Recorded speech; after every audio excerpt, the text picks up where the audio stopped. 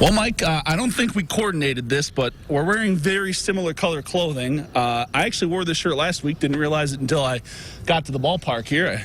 Must be a Friday pink thing. In case you guys didn't know, he's Mike Moss, radio voice of the Tin Caps. I'm Justin Prince, filling in once again for Peter Hood. Mike, it's great to be back for week number 2. You know, this is your second week in a row, the audition for the permanent role. Peter could be in some deep trouble. I don't know. I think Peter loves this too much and loves his Fridays too much with you to take this one over. But Mike, we come bearing some news, obviously, from the Tin Caps. Gabe Mosier and Xavier Edwards both called up to High A, both very deserving of the opportunity as well. Yeah, and we just talked about this before we started this segment, JP, is the fact that the Tin Caps have got to learn to play without these two guys. And Absolutely. Gabe Mosier had a 4-5 record. He pitched better than the record indicated. And Xavier Edwards, he was promoted on Tuesday to Lake Elsinore, the California League. And some quick footnotes, when he departed the scene, and technically for a few more games at least, leads the league in hitting. And on-base percentage, in the top 10 in about 6 different offensive categories, including hitting and on-base percentage, those and stolen bases and so forth. But it's his presence. He was the leadoff batter. He's the straw that stirred the drink, if you will.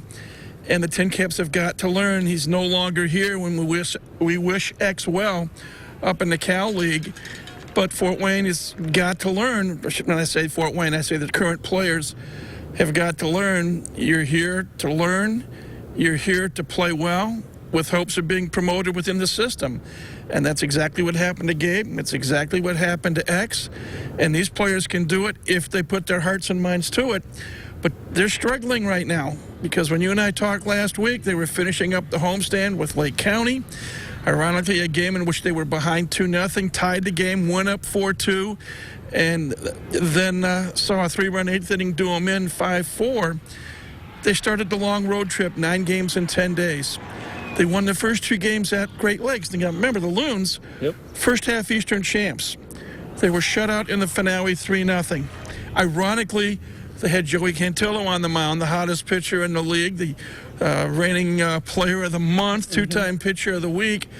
And unfortunately, it just wasn't a good outing. Gave up 2 first-inning runs, 3 altogether. So they still took the series. And then they had a nice off day in Chicago on Tuesday, visited some of the sights and sounds of the Windy City, and then they traveled to Burlington, Iowa, in the southeastern portion of Iowa. The Burlington Bees, they've won the first 2 games of this series, including a 5-0 win last night. They've now won 4 in a row, and they're going after a sweep tonight. And after the series with Burlington, the team will travel to Clinton. Now, the Lumber Kings didn't make the playoffs in the first half, but they're the hottest team in the league. They've won 8 of their last 10 and 5 in a row entering play tonight as they're hoping to sweep Lake County out of town. So in some ways, it's going from the frying pan into the fire, or whatever that phrase is. But the Tin Caps have to regroup, and they've got to refocus, and they've got to put everything together.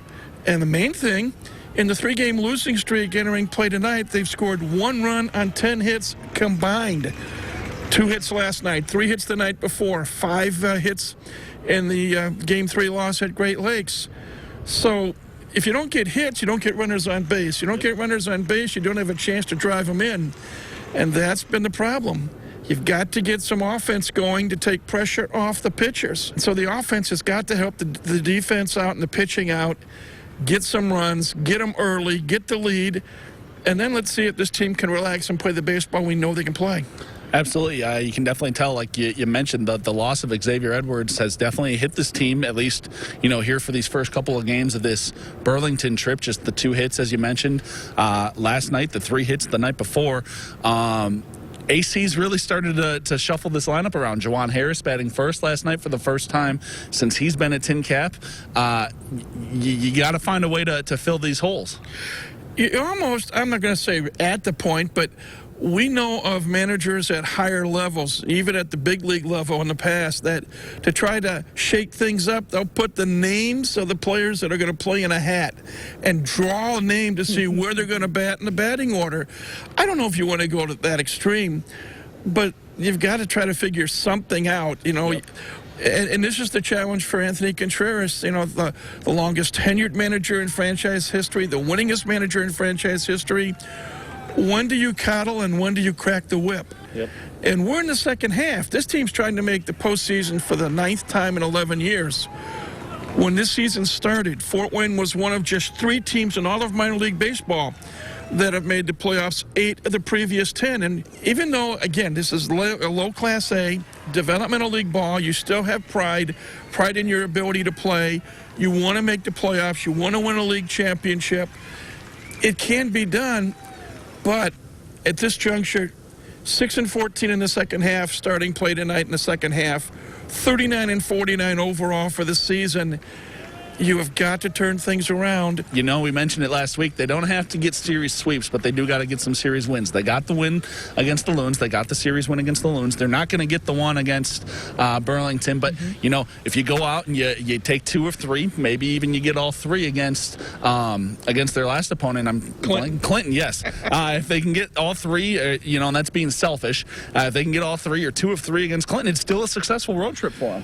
It will be, but you have to start with a win. Yep. And the road trip did begin with back-to-back wins over Great Lakes. Hopefully tonight, and by the time our viewers are seeing this, we'll know whether or not they have salvaged the finale of the 3-game series with Burlington. But you got the 3 games tomorrow night, Sunday afternoon, Monday afternoon, a noon first pitch Fort Wayne time. The chance against the Lumber Kings. Get a win. Feel good about yourself. Regain the self-confidence that you need. You win 1, you can win 2. Win 2, you can win 3. Who knows? But the team has to start to put it together, and they've got to put it together right now. Maybe they need a motivational pep talk from Lou Brown in Major League, Mike. Oh, man, that would be phenomenal. And, of course, this is the 30th anniversary of Major League. It's my favorite baseball. One of my favorite all time. One of my favorite, too, Mike. And, yeah, I love the talks that Lou Brown had. I won't go into all of them. We can't for FCC purposes. But, yeah, it's great. And getting serious for a moment. Yep, absolutely. Anthony Contreras is not that kind of a guy. Yeah. He likes to lead the team by example, work hard. There are times he will maybe raise the voice a little bit, but he's more of an instructional coach, if you will, and that's what the Padres like about him. He's been there. He's a former player. He played in Fort Wayne in 2008, an infielder for the Wizards. Yep. He knows what it takes. He got to the AAA level himself, so he knows what the steps are that you have to take to make it to the big leagues. The players need to listen to him. And, sometimes you can motivate by speaking. You can motivate by acting. You can motivate just by being there with a helpful hand or the slap in the back. Yep. And it's the challenge of not just Anthony Contreras, but all managers. Kenny Rogers said, when to hold them, when to fold them.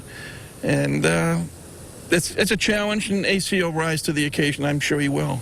Absolutely. The team again returns home after these next 4 games on next Wednesday.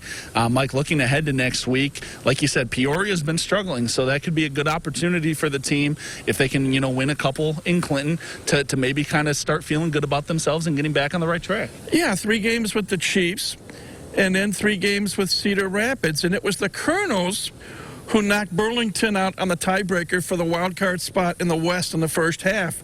So Cedar Rapids basically playing with house money because they know they're going to be playing after Labor Day, so they can turn their attention more to the developmental side of things, whereas Fort Wayne and Peoria have to scrap and claw. Yep. And it can be done. There is still time, but you can't wait for it too long because everyone knows the clock's going to run out sooner rather than later. But again, hope springs eternal, hopefully starting with a win tonight in Burlington, Iowa. Absolutely. Mike, as always, it's been a pleasure. But I believe my biannual TinChattins are done for the year. I think I've averaged 2 a summer. Peter, eat your heart out. You get to come back and speak to this wonderful man next week. But Mike, it's always a pleasure getting to sit here and talk to you. I agree, Justin. It's a lot of fun, and now you know what Peter has gone through and what he's put up with now for a while. But we do have fun, and we hope that the viewers enjoy our chats about the Tin Caps and about young men learning to play professional baseball. Absolutely. Does it feel nice to be smaller than someone sitting next to someone again? You played college football, my friend. I did. I played 1.5 years of college golf. So, yeah, the neck's starting to feel better, moving up and down. Hey, what is size? Exactly. Size is like age. It's just a number. It's having fun that counts, and we're having fun. Absolutely, we are. Once again, he's Mike Moss. I'm Justin Prince. That was another edition of Tin Chat, and we're back with this same time, same place next week. We'll have more coming up in the locker room right after this.